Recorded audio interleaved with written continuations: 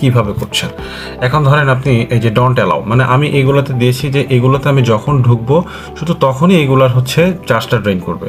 আর smart use যেটা আছে এটাতে হচ্ছে আমার ধরেন কমপ্লিটলি যেগুলো সবসময় আমার প্রয়োজনে লাগতেছে, ঠিক আছে, ধরেন আমার ব্যাকগ্রাউন্ড অ্যাপ বা ব্যাকগ্রাউন্ড ব্যাটারি এটা কনজিউম করবে, এটা সমস্যা নাই, মানে এগুলো আমার প্রয়োজন হয় যার ফলে আমি এগুলো ব্যবহার করি।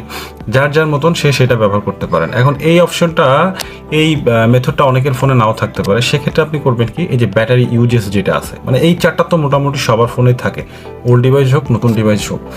এখন এখান থেকে আপনি এই যে মেসেঞ্জার, ধরেন সাপোজ মেসেঞ্জারে আমি গেলাম, এখন দেখেন অলওয়েজ অ্যালাউ, মানে হচ্ছে আপনি যদি ফোন যদি লকও করে রাখেন, এটা আপনার ব্যাকগ্রাউন্ডে অল টাইম আপনার ব্যাটারি লাইফ বার্ন করতে থাকবে, ড্রেন করতে থাকবে। এখন আপনি ডোন্ট অ্যালাউ দিলে কিন্তু কোনো নোটিফিকেশন আপনি পাবেন না, ঠিক আছে, যখন স্ক্রিন অন করবেন তখন আপনি নোটিফিকেশন পাবেন। সেক্ষেত্রে আপনি কী করবেন, স্মার্ট ইউজ, মানে আপনার যখন ওর কোনো নোটিফিকেশন বা কল বা কোনো কিছু আসা প্রয়োজন হয় তখন সেটা আপনার স্ক্রিনের সামনে পপ আপ হয়ে চলে আসবে, আদারওয়াইজ আপনার এটা বন্ধই থাকবে।